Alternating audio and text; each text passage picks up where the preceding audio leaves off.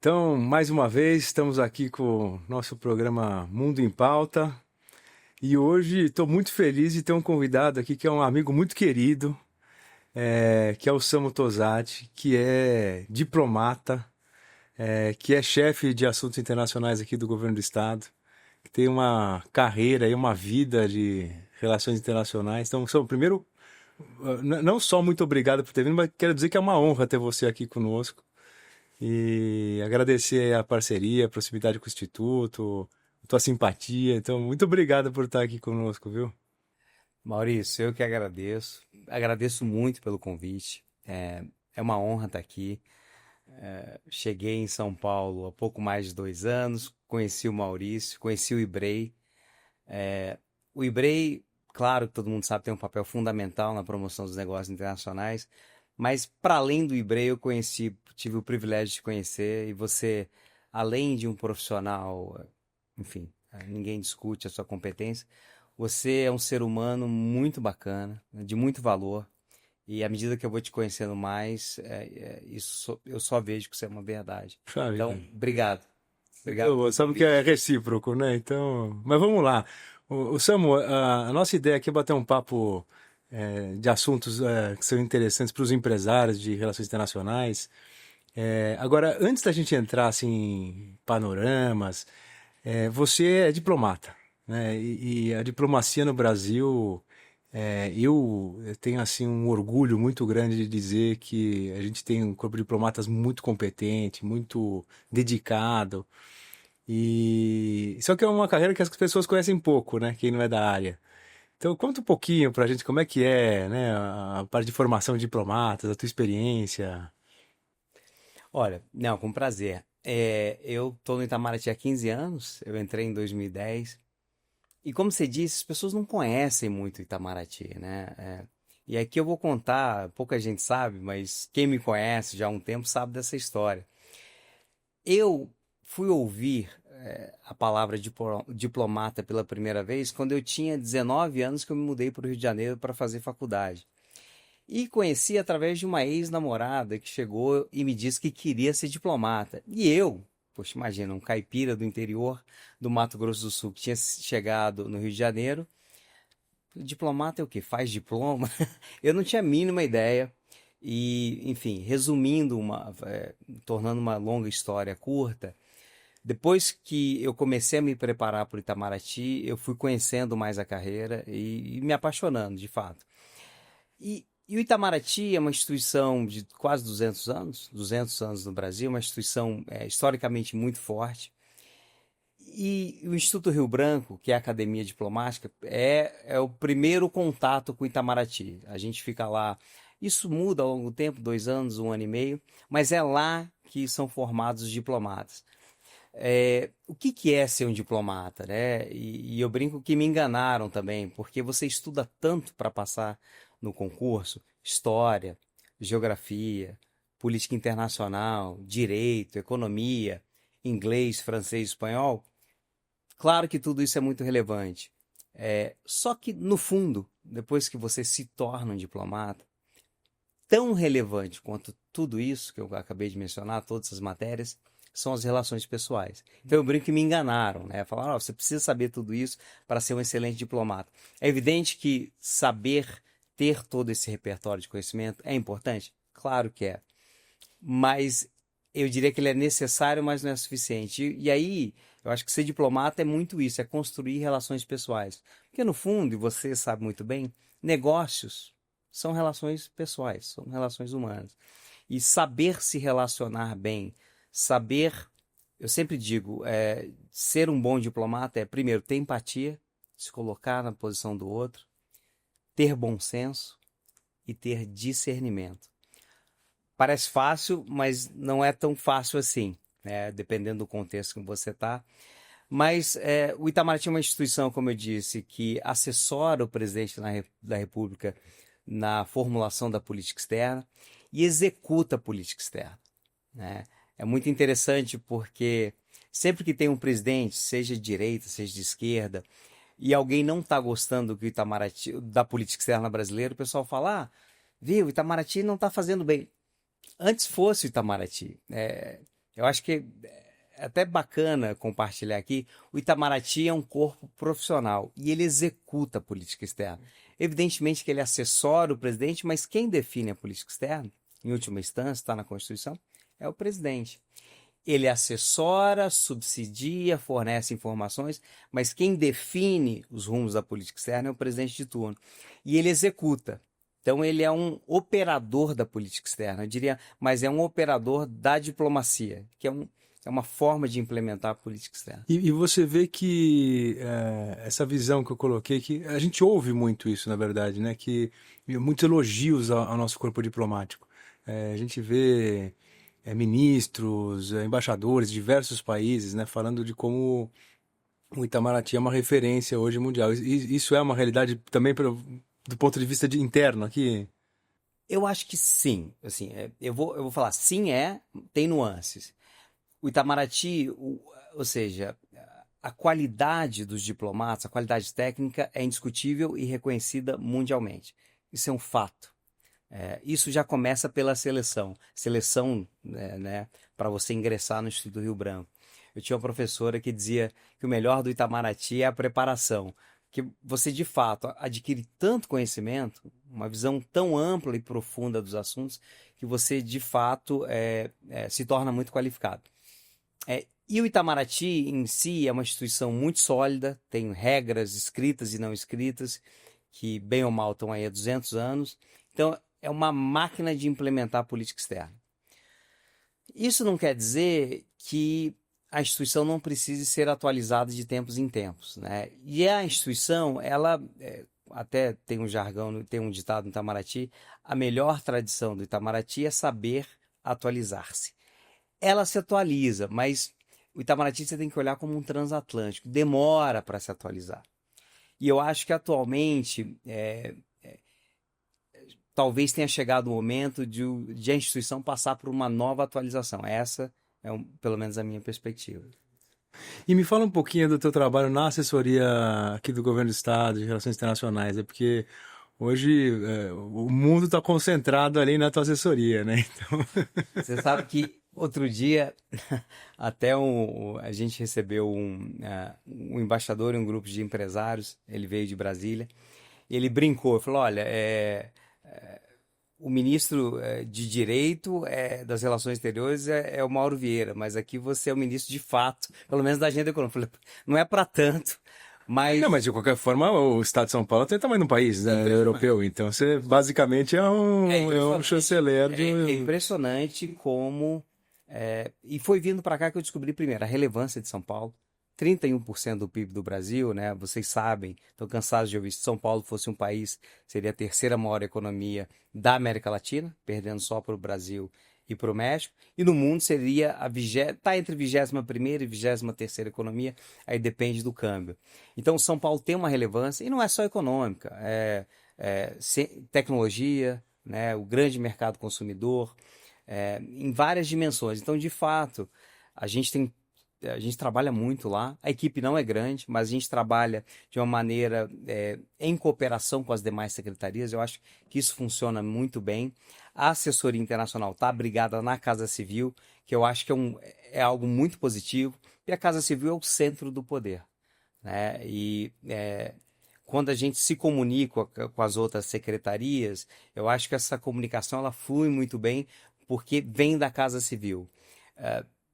E isso, como eu disse, eu acho que é positivo. Se fosse algo à parte, eu não sei se funcionaria tão bem no governo de São Paulo. Isso é algo interessante, né, que não é tão óbvio. E lá, a gente, além de assessorar, né, tentar coordenar as ações internacionais do Estado de São Paulo com as demais secretarias, tentar assessorar a inserção internacional de São Paulo, assessorar o governador. Você sabe que o governador recebe muitos chefes de estados, chefe de governo, né? Todo mundo que vem ao Brasil visitar o presidente de turno quer passar por São Paulo. Então todo mundo que vem ver o presidente Lula quer se encontrar com o governador Tarcísio. Então a gente elabora subsídios para o governador, seja recebendo autoridades internacionais, seja quando ele viaja no plano internacional. A gente também tem um papel muito importante de advocacy, porque, imagina, a gente é um interlocutor de São Paulo no plano internacional.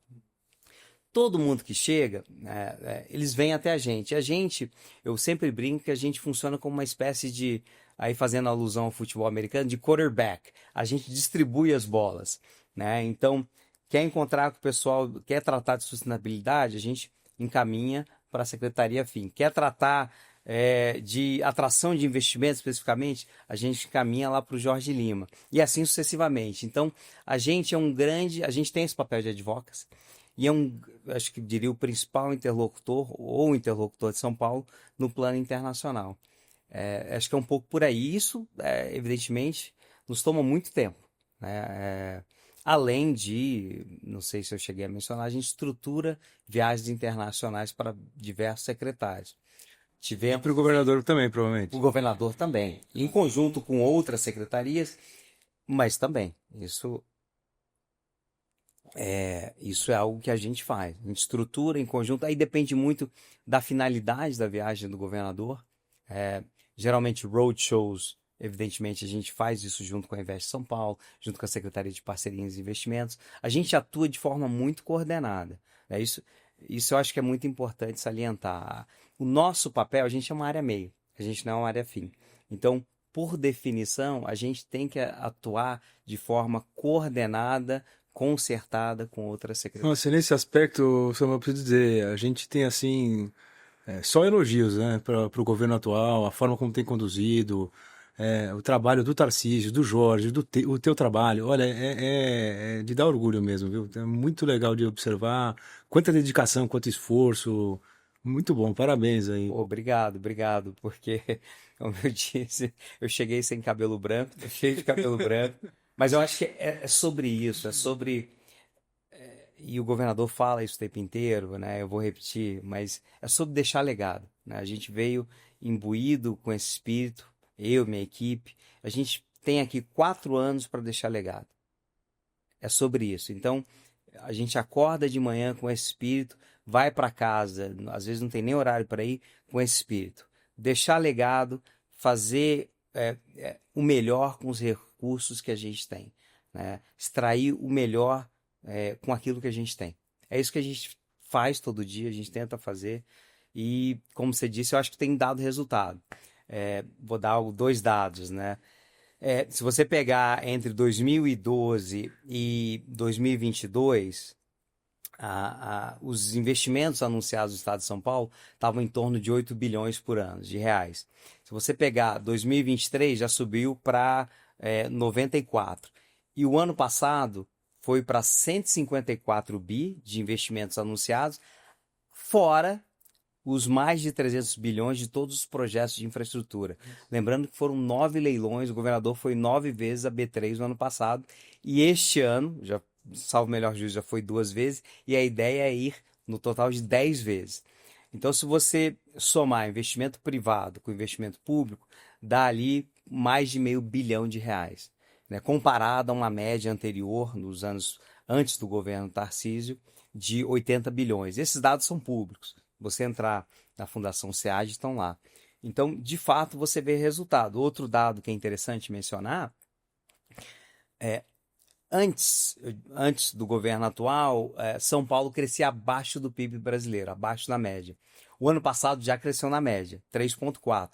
E lembrando, uma coisa é São Paulo crescer 3,4%.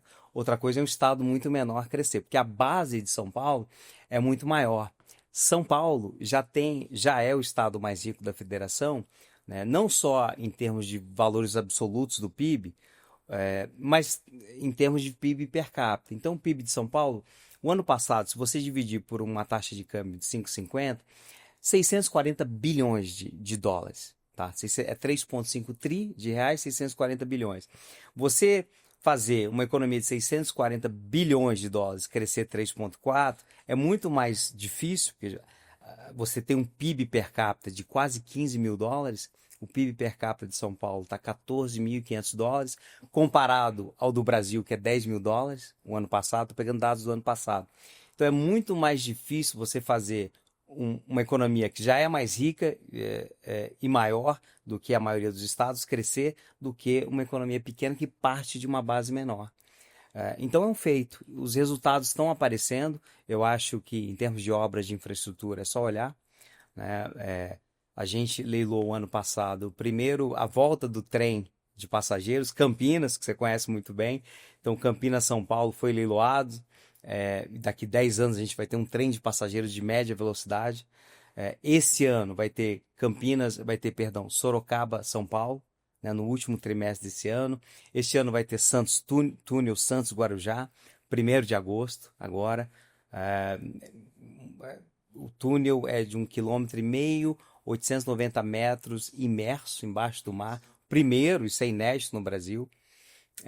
E para isso você precisa da área internacional, você precisa discutir com empresas que sabem fazer, já fazem muito bem na Europa. O governador teve recentemente nos Países Baixos, na Noruega e na Dinamarca, justamente para discutir com essas empresas os últimos detalhes e também para atrair investidores, né? A gente não tem a poupança interna suficiente para empresários para aportarem nesse projeto. A gente precisa, e o governo tem trabalhado muito nisso, o governador dá uma atenção enorme, o Jorge é o homem do investimento, está sempre atraindo novos investidores internacionais para a gente ter as melhores empresas que têm as melhores práticas investindo aqui nessas obras de infraestrutura. Muito legal.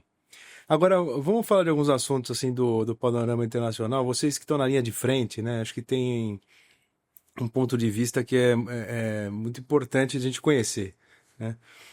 Então, eu começaria por um assunto que está na pauta, a gente tem conversado bastante, que é o BRICS. Esse ano o Brasil é o presidente do bloco. Nós aqui do Instituto fazemos parte do Conselho Empresarial do BRICS, estamos programando a receptiva aí de todas as delegações que vão vir para a cúpula, que vai acontecer agora em julho. E como vocês que estão na linha de frente lá veem hoje o que é o BRICS, a importância dele para o Brasil e a relação aí com o mundo? Vamos lá. Sabe que lá atrás, quando eu estava com o meu chapéu lá de Itamaraty, eu trabalhei na divisão de política financeira. E naquele momento eu integrei a equipe negociadora que criou o Banco dos BRICS. Então eu trabalhei muito próximo dos BRICS e passei muitas noites, sim, claro, estruturando, vendo os melhores benchmarks dos bancos multilaterais de desenvolvimento. Isso para dizer o seguinte: os BRICS, quando foram criados, né, inicialmente com os 4 países, depois a África do Sul entrou em 2010 e agora houve uma expansão. Eu acho que o BRICS cumpre um papel muito importante e ele foi além de um grupo informal, porque ele criou um banco. É o primeiro banco multilateral do pós-Guerra Fria. Isso é importante. Que é o NDB, né? É o NDB, New Development Bank. A gente chama de Banco dos BRICS. Exato. É o primeiro banco multilateral do pós-Guerra Fria. Isso não é algo menor. Comparando, eu sei que não é o propósito, mas só para comparar, o G7 não criou nenhum banco multilateral de desenvolvimento do grupo. Então é um grupo informal que foi, ao longo do tempo, aprofundando a sua cooperação. E esse acho que é o ponto-chave. O BRICS, ele pode ser e ele é uma ferramenta muito importante para aprofundar a cooperação entre os países membros, né? O BRICS foi fundado com esse propósito e eu espero que ele continue com esse propósito. Porque a partir do momento que esse grupo começa a se posicionar como muitos gostariam ou desejariam, uma alternativa ao Ocidente, eu acho que deixa de fazer sentido. Não é para isso, eu entendo que o BRICS e as pessoas envolvidas, os países envolvidos não pensam assim, mas eu já ouvi muita gente advogando em favor disso. E se fizer isso é ruim. Até porque, pelo menos é assim que a gente vê, o Brasil é um país do Ocidente. Ele tem algumas características próprias, mas ele é um país ocidental.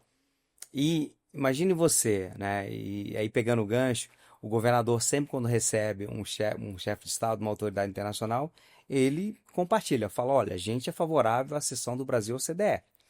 Porque a OCDE é o grupo das melhores práticas em termos de políticas públicas baseadas em evidências. Então, olha que interessante. Se o Brasil vier a ceder ao OCDE, ele seria o único país membro da OCDE, dos BRICS e do G20. Isso elevaria a capacidade do Brasil de articulação internacional. Então, se de um lado é interessante estar no BRICS, tem um banco multilateral de desenvolvimento, mas tem que ter muito cuidado para o BRICS não revalar ou não cair numa narrativa de contraponto ao Ocidente. Não foi para isso que ele foi criado, e entendo eu que ele não funciona dessa E maneira. a gente de dentro lá não percebe esse tipo de movimento mesmo. É mais no sentido de reforçar a relação entre os países do bloco, né? E isso, ou seja, e para ser efetivo, aí tem uma outra discussão, né? E me pergunto, Sam, e agora, né? Houve uma expansão dos BRICS. Então você tem países como Egito, Etiópia, Arábia Saudita, Emirados Árabes Unidos, Irã, Indonésia e Tailândia também. Indonésia, Tailândia também. Também, Ok, é. ok. Então eu acho importante expandir, são países relevantes, mas se de um lado você tem um argumento, olha, o BRICS tem e deve ser inclusivo, ok. Mas o quão inclusivo, porque você tem um trade-off entre inclusão e efetividade, né? E eficiência. Aí vai ter que dosar, porque, como a gente estava comentando anteriormente, no limite, o organismo mais inclusivo do mundo é a ONU. Se você for olhar só a inclusão, você perde efetividade, perde eficácia. É para isso que o BRICS foi criado? Não creio. Então você tem que olhar o seguinte: quais são os países estratégicos que fazem sentido estar nos BRICS para aprofundar a cooperação não só comercial e de investimentos, mas tecnológica, na área de educação. Eu acho que é muito relevante que grandes economias, que são a maioria dos países que integram os BRICS, ou que têm alguma relevância peculiar, como os Emirados Árabes Unidos, participarem de um grupo para ter ali o olho no olho, um conhecer mais sobre o outro. Isso naturalmente vai gerando mais integração nas diversas dimensões. E nesse sentido é muito positivo. Agora, a gente tem que ter uma certa cautela para não ampliar demais e não perder um pouco do que eu chamo de, por falta de uma palavra melhor que me ocorra, do like-mindedness, né? Eles têm que haver uma convergência de pensamento, de propósito, de ideias e de visão de mundo. Porque quando você coloca à mesa vários países e muitos deles têm visões antagônicas ou conflitos, né? Tem ruído entre o Egito e a Etiópia, tem o Irã nos BRICS agora. Eu acho que vai ficando cada vez mais difícil de você manter o que eu mencionei, que é super importante, que é a efetividade, a eficiência e a eficácia dessa cooperação intra-BRICS. Então, isso é algo que, na minha singela opinião, a gente tem que olhar com muito cuidado para não perder, né? Para que a gente continue nesse processo de aprofundamento da integração entre os países dos BRICS da maneira mais eficaz possível, sem perder efetividade, porque veja só, né, na prática como é que funciona? E vocês notarão que ao final de toda cúpula dos BRICS tem uma declaração, assim como o G20 tem, todas têm. E às vezes, se você tem à mesa países com visões muito distintas, você nem consegue chegar a uma declaração final. Isso tem acontecido, né? Em vários foros internacionais tem acontecido, no G20 e outros. Então a ideia é evitar isso, porque a partir do momento que você começa a deixar de ter declarações substantivas, né? Porque no final você pode ir diluindo a linguagem, os diplomatas são criativos, você sempre vai ter uma declaração, mas com muita pouca substância. Então, é esse o objetivo? Não sei. Espero que não. Eu acho que o BRICS que a gente quer é esse BRICS do novo Banco de Desenvolvimento, né? Pensar em novas formas de cooperação. Perfeito, muito bom. Agora, um outro assunto que a gente tem debatido bastante, e você teve bem à frente disso por bastante tempo, é a questão da OMC, né, que é um organismo multilateral de comércio, foi criado aí para, né, numa tentativa de regulamentar as relações comerciais globais. Ele perdeu a sua relevância ao longo do tempo, né? E hoje nós estamos sentindo essa falta, né? Porque você vê com movimentos como os Estados Unidos, aí você tem países unilateralmente dominando a pauta mundial. Então, assim, fala um pouquinho da tua experiência OMC e o que aconteceu com a OMC e o futuro, né? Você sabe que eu cheguei na OMC em fevereiro, salvo melhor juízo, fevereiro, março de 2017. E fiquei até dezembro de 2020. Quase 4 anos. Foram 3 anos e 11 meses. E eu vi justamente, eu peguei aquele período em que eu vi o início, vamos dizer assim, do enfraquecimento do OMC. E foi muito interessante porque lá eu pude presenciar os debates e o crescente ruído, para usar uma expressão diplomática, entre Estados Unidos e China. Né? Inclusive, e aí ruído, ambos embaixadores, um dos Estados Unidos, um da China, falando lá abertamente, crítica, apontando o dedo. E isso eu vi claramente o crescente enfraquecimento do OMC.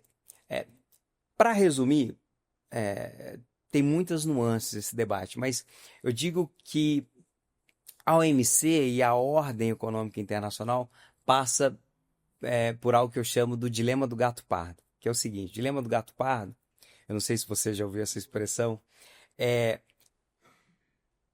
para os Estados Unidos, que é um lado do dilema, tudo teria que mudar para permanecer como está. Ou seja, as regras atuais, sobretudo a gente está falando de comércio, as regras multilaterais de comércio, teriam que mudar para eles se manterem como uma grande superpotência. Para a China, tudo deveria continuar como está para que tudo mude. Ou seja, do ponto de vista do interesse chinês, as regras devem permanecer como estão para que a China continue avançando, já que ela é a potência emergente. Por quê? Porque a China aprendeu a jogar o jogo, se tornou extremamente competitiva no plano industrial. Isso é esforço e mérito dos chineses, né? Quem vai à China se espanta com a infraestrutura que eles têm lá e com o avanço tecnológico, né? A China, que produzia produtos baratos e uma mão de obra barata, já não existe mais. Acho que, na verdade, ela existe em alguns setores, mas essa é a grande questão da China. Historicamente, todos os países começaram produzindo bens mais baratos e foram evoluindo, avançando na agregação de valor da cadeia e deixaram de produzir os mais baratos e foram investindo em terceiros países. A China é tão grande, a escala é tão gigantesca, 1,4 bi, que ela foi avançando na cadeia, mas continua produzindo bens ao longo de toda a cadeia. Então, elevada sofisticação tecnológica, ninguém hoje diz que alguns dos carros chineses não têm a sofisticação, sem falar de inteligência artificial. Uma tecnologia média, eles são muito bons nisso, e produtos baratos ainda permanecem. Então, a China, por mérito próprio, e isso do ponto de vista interno, do ponto de vista internacional, ela aprendeu a jogar as regras do jogo. E foi ascendendo. Hoje a China é o principal parceiro comercial da maioria dos países. Se não for o principal, é o segundo principal. Do Brasil é o principal, de São Paulo é o segundo principal.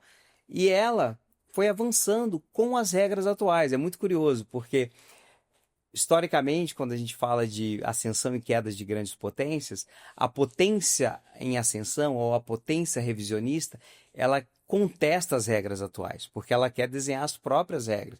Mas a China é diferente, estou falando do plano econômico. Ela aprendeu a jogar com essas regras do jogo e ela quer manter. Ela quer manter umas regras que ela não participou da elaboração. Pelo menos não na intensidade, todo mundo sabe que os Estados Unidos, e em menor medida, mas também a Europa, elaboraram. Quando você fala dessa ordem econômica desenhada em Bretton Woods, é uma ordem que os Estados Unidos lideraram, em menor medida, os europeus. Quando você fala do GATT e depois da Organização Mundial do Comércio,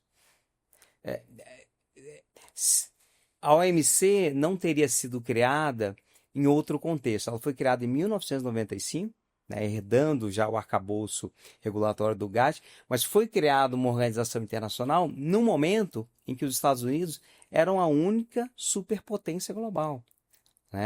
Olha aquele momento e olha agora. É claro que eles ainda permanecem. A PIB em taxa de câmbio é a maior economia do mundo, 29 tri, comparada com 18 da China, mas em PPP a China já é maior. Ou seja, mudou o cenário. A OMC, naquele momento, interessava aos Estados Unidos criar a OMC, porque o livre comércio, eles eram a única superpotência, extremamente competitivos. Agora, a partir do momento que um outro país foi se beneficiando do sistema, é um pouco aquela história, né? Você está jogando, você é o melhor, está jogando futebol lá na rua, você cria umas regras, ó, cada um para cada lado e tal, você está sempre fazendo gol. A hora que aparece outro menino, joga tão bem quanto você pega a bola, não quero mais ficar, vou levar a bola para casa. Então, o dilema do gato pardo é o que permeia o OMC, ou seja, os Estados Unidos querem alterar as regras do OMC para que eles permaneçam a superpotência, e a China gostaria de manter as regras atuais para que ela continue ascendendo economicamente. E isso é muito claro no OMC. Eu não vejo, no curto prazo, a OMC voltando a ser operacional como estava antes. A OMC ela tem 3 pilares. Um negociador, que está parado, em razão das divergências. O jurisdicional, o órgão de apelação, o órgão de solução de controvérsias, que está inoperante. E o de um país verificar as políticas do outro, que a gente chama de peer review. Esse funciona, mas os 2 mais importantes deixaram de funcionar. E isso, você pode dizer, não, isso não é governo Trump. Existe um consenso, eu diria, suprapartidário nos Estados Unidos em relação ao OMC. Né? Claro que tem nuances entre partidos e entre deputados e senadores específicos, mas há um consenso, claramente, numa visão de conter a ascensão econômica da China, mas há uma visão de que a OMC não pode continuar existindo da forma como vinha, sobretudo no pilar jurisdicional, em que as decisões, um país como os Estados Unidos acatava as decisões do órgão de solução de controvérsia, hoje não está mais disposto a acatar, e também no plano negociador. Por quê? Porque os Estados Unidos querem revisar as regras do OMC de maneira mais ampla, né? E aí, inclusive,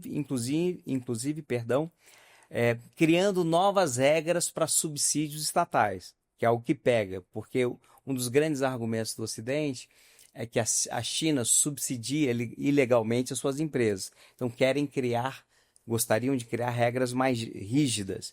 E aí, se você abrir uma discussão como essa, com todos à mesa, é possível, mas isso ainda não foi feito. E demoraria anos. Do jeito que está, eu não vejo o sistema multilateral de comércio voltando a ser operacional da forma como vinha.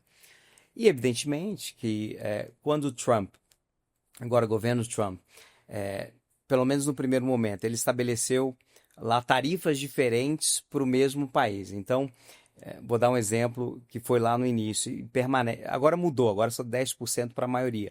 Mas quando ele estabelece, olha, para toda a importação do Brasil, vou taxar, o imposto de importação será 10%, e para a União Europeia será 20%, você mata o OMC, porque o princípio, acho que o pilar central do OMC é o que a gente chama de cláusula, o princípio da nação mais favorecida, que é o seguinte: se eu taxar a importação de um país em 10%, eu necessariamente tenho que taxar de todos os demais no mesmo valor, em 10%. Eu não posso discriminar.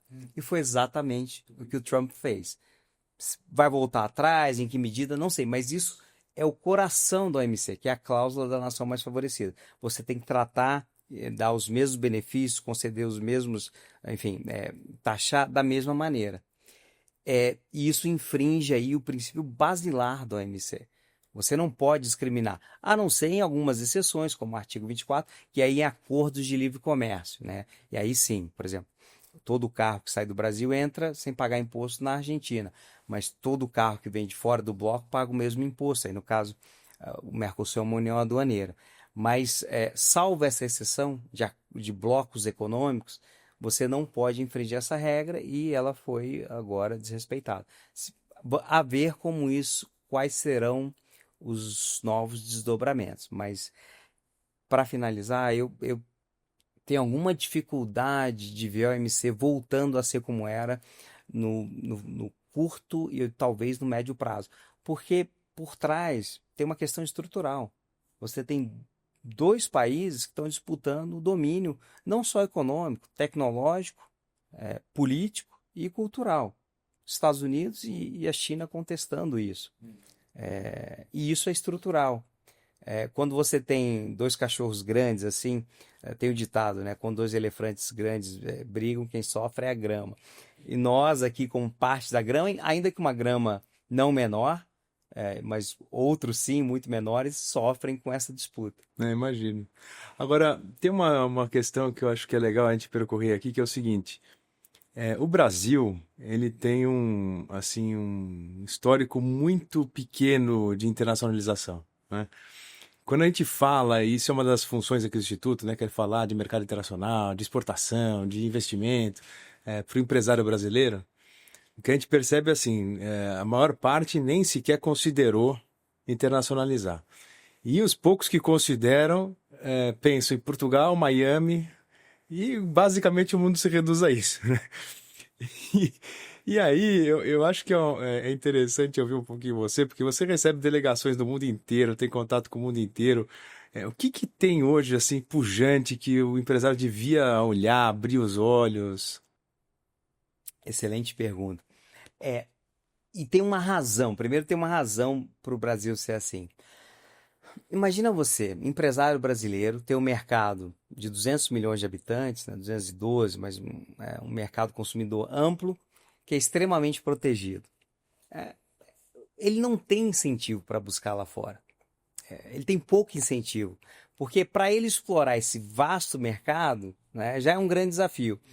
E ele está protegido. O Brasil ainda é para países de renda similar, certamente uma das economias mais Mais fechadas fechado. do mundo.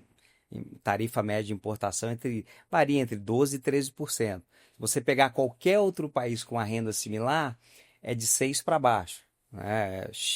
Chile 2, México 3, pega a Turquia, né? É 6 para menos.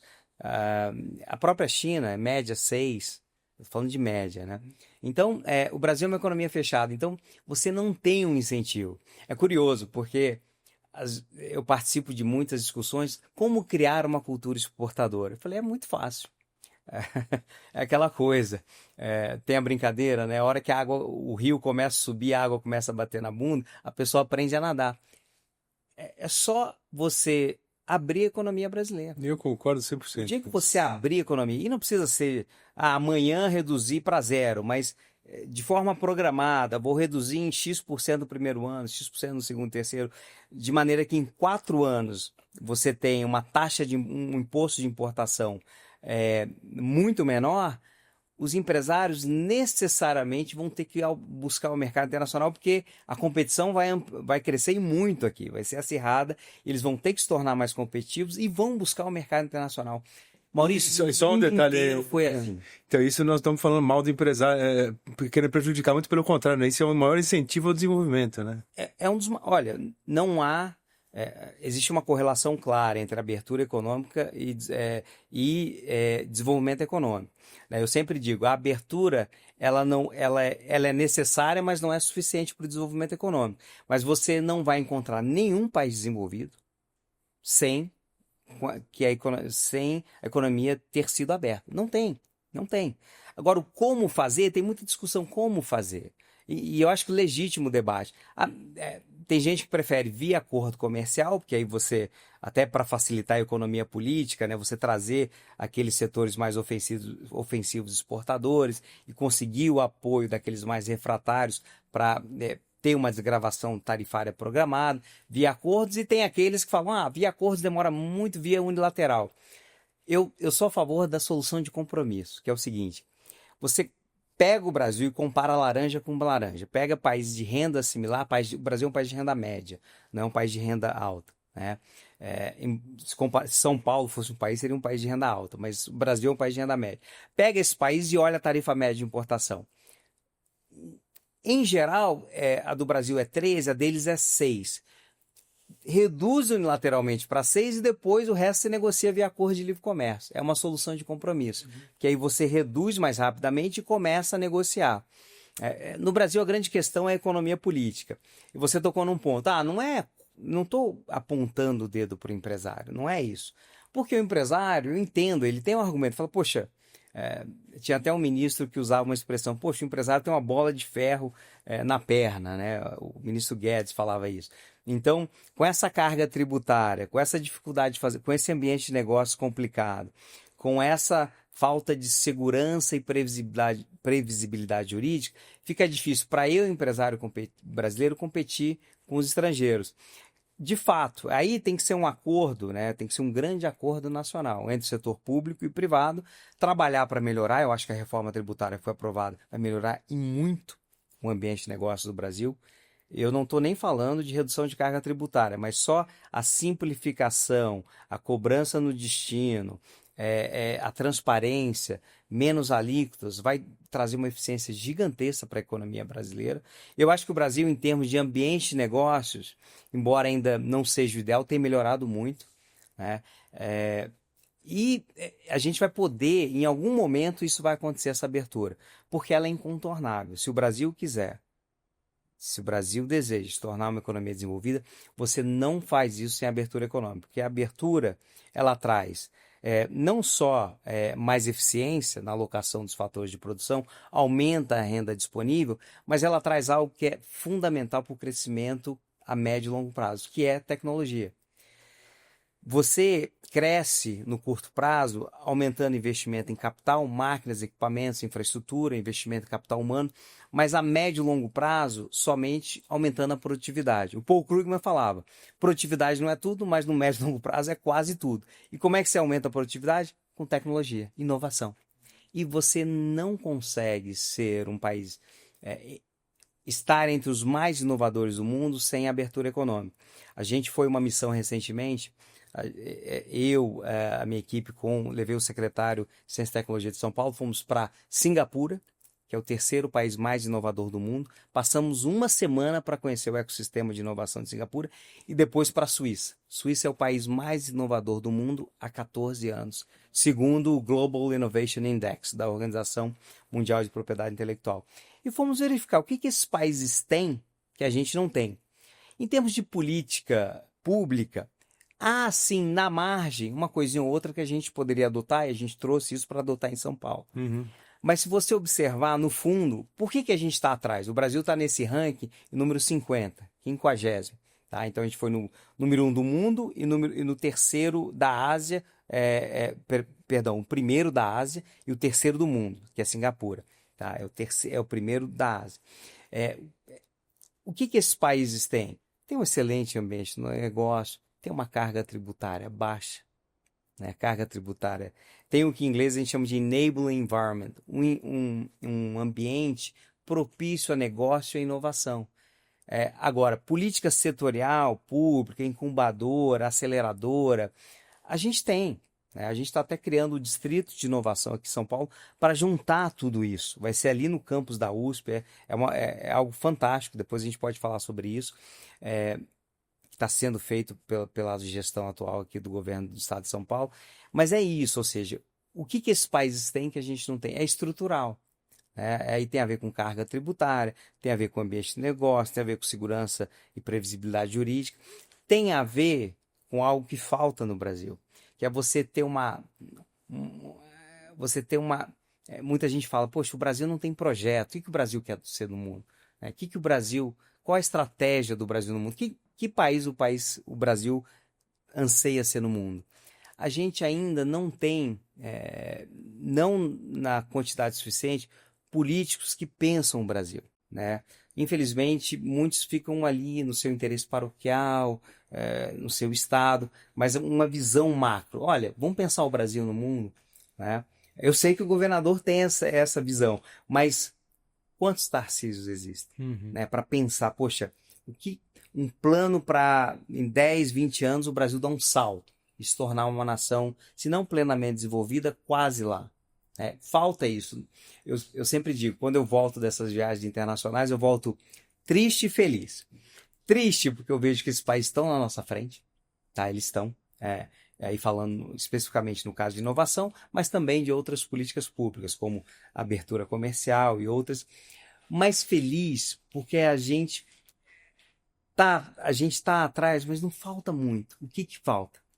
Falta liderança. Se você observar, a gente já tem tudo. Falta só organizar. Falta liderança política para organizar os atores. Eu arriscaria dizer, o Brasil com uma liderança política, uma gestão no sentido de organizar, colocar esses atores para conversar, dar um rumo, a gente chega lá muito rápido. Olha aqui, o governador, tudo que ele está fazendo, o mercado responde. São Paulo já está dando, já vinha, né? E aí não é criticando o passado, mas você teve boas gestões, né? Durante os 28 anos, acho que o PSDB ficou, fez uma boa gestão, né? Um tempo é normal, tem uma certa complacência, né? E aí vem o governador e dá uma chacoalhada, você vê que o mercado responde. Você vê. Imagina isso no Brasil. Então eu volto feliz, porque eu vejo, sim, o Brasil está atrás, mas não falta muito. Se a gente tiver uma liderança com visão de país, o que a gente quer do país? O que, como é que a gente gostaria que o Brasil se posicionasse no mundo, né? Ter uma estratégia para chegar lá, a gente consegue relativamente rápido. Nossa, é tão bom ouvir isso aí, agenda positiva, assim, né? Porque a gente ouve tanta crítica, tanta. Eu sou otimista com o É. Brasil, eu sou muito otimista. Eu sou um otimista moderado. Hum, é que é o seguinte, se você observar, eu sou mais velho que você, se você observar, o Brasil melhorou e tem melhorado. Só que não é linear. Às vezes ele vai, volta um pouquinho, vai, mas se você observar do ponto de vista de instituições, porque é isso que gera desenvolvimento. O Prêmio Nobel desse ano, Acemoglu e Robson, olha lá, são instituições, são as regras do jogo, né? Você ter um judiciário, você ter segurança jurídica, um judiciário que funcione, você ter impessoalidade das leis, é, é, você ter regras claras, transparentes, impessoais, né? Para que não só aqueles que sejam amigos do governador ou do presidente de turno possam se beneficiar, são instituições. E o Brasil tem melhorado. Eu vejo todas as reformas que foram aprovadas, e aí, sem nomear governo, o Brasil, em todos os governos, alguma reforma foi aprovada, né? Mais recentemente, a presidência do Banco Central, a reforma tributária, marco de saneamento. O Brasil, se você observar, olhar o filme, ele tem melhorado. O que nos frustra? Eu acho que é o que te frustra, frustra todo mundo. É porque às vezes é lento, a gente esperaria que fosse mais rápido, e tendo em vista o nosso potencial, porque, com todo respeito a muitos países, o Brasil não é qualquer país, Uhum. né? Esse território contíguo, sem disputas de fronteiras, 212 milhões de habitantes, falam a mesma língua, mesma cultura, sem problemas relacionados a desastres naturais, né? Aliás, isso também é um fator que nos leva um pouco a ser... A gente não tem muito sentido de urgência, né? Uhum.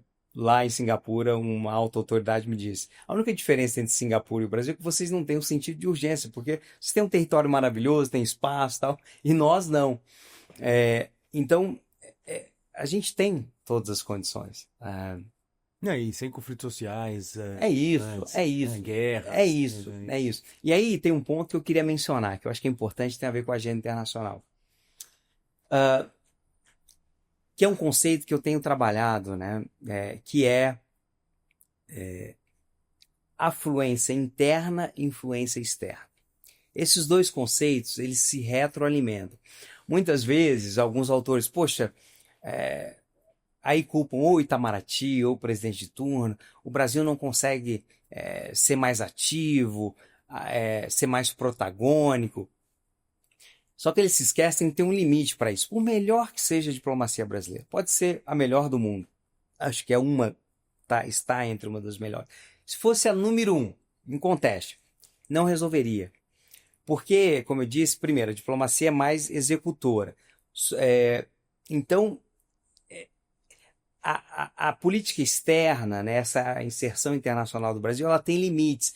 E esses limites, no fundo, se dão em razão dos nossos desafios internos. O Brasil, ele vai ganhar mais notoriedade, mais influência no plano internacional, mais respeito e admiração, à medida que a gente equacionar os nossos desafios internos.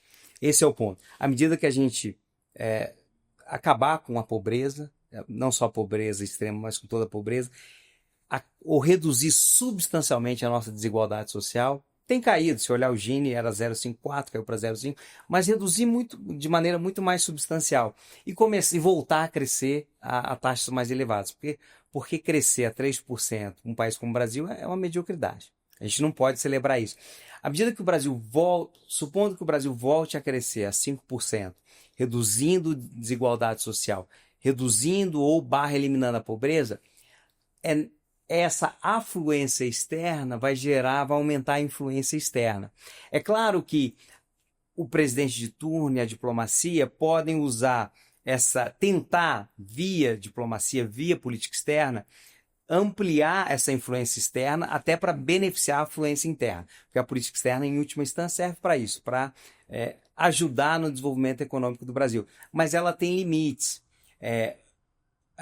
A afluência interna ela é muito importante para ampliar a nossa influência externa. E essa influência externa também ajuda na influência interna. Agora, se tivesse que ponderar as duas, embora estejam entrelaçadas, a gente conseguiria equacionar, ou seja, o poder está em nossas mãos. A gente não depende em nada, enfim, de outros países, do mundo lá fora, para melhorar a nossa afluência interna. Alguns países dependem, alguns países precisam de recursos, de ciência, tecnologia e inovação, mão de obra qualificada. A gente tem. Não está bem aplicada, poderia melhorar a eficiência, mas a gente já tem as capacidades. É o que eu te falo, falta mais uma liderança política. Olha, vamos arrumar a casa aqui e vamos para aquele rumo. A gente já tem. A gente já tem hoje tanto o conhecimento quanto as capacidades para ter o que eu chamo de afluência interna. E isso, evidentemente, vai impactar na influência externa. Por que eu estou falando isso? Porque às vezes eu ouço muito uma crítica, talvez, na minha opinião, ingênua, de que se a nossa diplomacia fizesse isso, se o presidente de turno fizesse aquilo, há limites. Há limites para a respeitabilidade do Brasil, para a influência do Brasil. Vou te dar um exemplo. Olha o status barra posição da China em 1978, quando ela iniciou a abertura com o Deng Xiaoping, e olha hoje. Uhum. Eu vou menos. 10 anos atrás, a China, 10 anos atrás, a China que entrou no OMC em 2001, a China 10 anos atrás e a China de hoje. Por quê? Por que todo mundo olha diferente para a China? É em razão do quê? Afluência interna. Uhum. O PIB per capita da China, há 15 anos atrás, era metade do brasileiro. Hoje é maior que o brasileiro. Hoje o PIB per capita da China é equivalente ao de São Paulo, 14, 15 mil dólares. Né? E a China, evidentemente, o PIB hoje é equivalente ao PIB da União Europeia, 18 trilhões, 18, 19 trilhões. Né? E hoje o Brasil ainda tem um PIB de 2,3 tri. Né? E era similar ao do Brasil há 20 anos, há 25 anos atrás. Mas, então é a afluência interna que aumenta a influência externa. Como eu disse, não que a ação diplomática não possa ajudar na margem, mas é na margem. O dever de casa ele é interno. Aí eu vou dizer uma coisa, é muito gostoso de ouvir isso, não só porque ouvir uma pauta positiva anima a gente, inspira, mas eu acho uma delícia ouvir isso, principalmente vindo de pessoas como você que colocam isso em prática, né? Que estão trabalhando por isso, que já estão colhendo resultado para isso, então realmente é muito, muito bom. Assim, tenho uma pena de dizer que a gente está encerrando aqui. Puxa, dá vontade de ficar aqui o dia inteiro conversando, viu? Mas a gente tem um limite de tempo. Quer deixar algum recado final aí, Samu? Não, eu acho que é esse recado de otimismo. Eu sou otimista com o Brasil, sou muito otimista com São Paulo, por razões óbvias. Eu até brinco, né? Tem um ditado que eu brinco quando eu falo com os interlocutores estrangeiros. Eu falo, olha, a gente tem um ditado no Brasil que Deus é brasileiro. E a gente acredita nisso. E se Deus é brasileiro, ele com certeza nasceu em São Paulo. E olha que eu nem sou paulista, hein? Embora meus pais sejam. Por quê? Porque São Paulo é o Brasil que dá certo. Uhum. E Oxalá, essa mentalidade, esse ambiente de negócio, essa boa governança que o Estado tem no plano político, que ajuda o privado, tem uma parceria público-privado que aqui funciona, dá certo. Exatamente. Isso se dissemine pelo Brasil. Eu acho que é isso. E eu acredito nisso. Como eu disse, eu sou otimista com o Brasil. Não desistam do Brasil. Não é linear, às vezes não é da maneira como a gente gostaria ou no momento que a gente gostaria, mas o Brasil, eu sempre, e aí para finalizar, eu digo que não tem como o Brasil não dar certo, né? O Brasil dar certo é incontornável. Por quê? Porque o Brasil, ele é um microcosmo do mundo, né? E não tem, então o mundo não tem como dar errado e o Brasil não tem como dar errado, porque o Brasil é esse microcosmo e a gente é um país miscigenado de várias culturas, é, e a gente é muito acolhedor, e é isso. Essa acho que é a mensagem de otimismo que eu gostaria de deixar. Que legal. Puxa, olha, meu amigo, muito obrigado. Foi um prazer imenso conversar com você aqui. Uma honra de novo tê-lo aqui dentro da nossa casa do Instituto. E que seguimos fortes juntos trabalhando para melhorar esse país. Com certeza, contamos com o IBREI, acho que o IBREI tem um papel muito importante. Essa ponte que vocês fazem entre o público e o privado, visando, mirando a internacionalização das empresas brasileiras ou recebendo empresários estrangeiros. Vocês têm um papel, eu diria, fundamental, não só em São Paulo, mas no Brasil inteiro. E vamos continuar essa parceria. Queria, de novo, agradecer muito a você e a todo o IBREI pelo convite e dizer que foi uma honra estar aqui. Obrigado. Perfeito. Obrigado, obrigado.